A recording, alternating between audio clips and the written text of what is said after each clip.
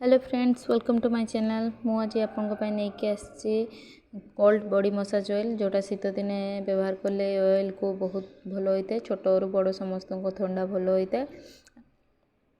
तो कौन कौन सामग्री दरकार आम देखी ना। तो गोटे चामच मेथी नहीं, गोटे चामच जुआणी, गोटे चामच कला जीरा, गोटे जायफल अधा नहीं, आउ अदा नहीं 1.5-2 इंच रसुण नहीं 16-17 कला, पिंपुड़ी नहीं 7-8टी, लवंग नहीं 16-17टी।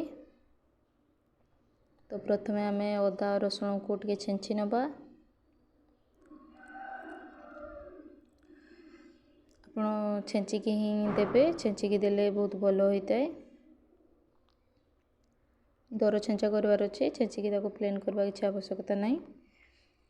ए ऑयल को आपण मैंने बड़ हो सान हो समस्त को व्यवहार करेंगे। शीत दिन तो रेगुलार छोट छुआ को कि बड़ जी भी हो ठंडा अधिक धरुव से व्यवहार करने द्वारा ठंडा बिल्कुल हेनी। देखिए आप निहाती ठंडा होते भी 2-3 दिन भितर ठंडा भल हो।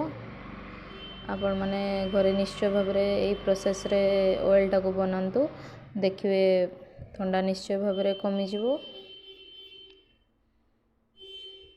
मु जुआणी आउ कला जीरा को छेंचिनी, आउ जायफल, मेथी, पिंपुड़ी, लवंग एगुड़ी को टिके हल्का छेंची नहीं सेगा भी।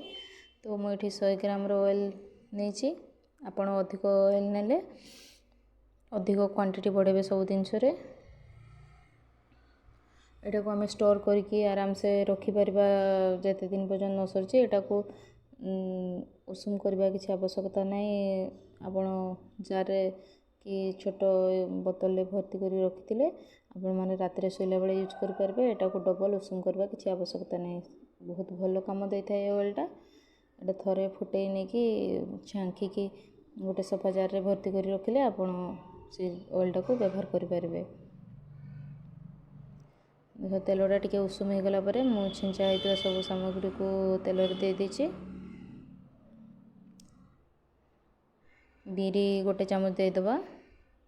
आप चुपा छड़ा बिरी भी यूज करेंगे ना, चुपा मिशा बिरी भी यूज करेंगे, किसी ये ना।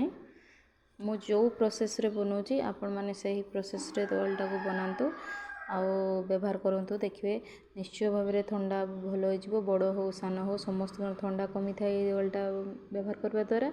राति शीत दिने छोट छुआ को डेली मसाज देवे पाद तल आउ सक्स पिंधे शोबे। देखिए 2-3 दिन भितर माने ठंडा निहाती भल हो।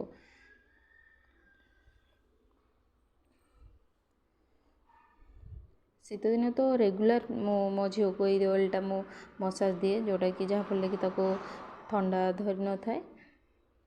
ठंडा धरी भी ठंडा कमी जाए।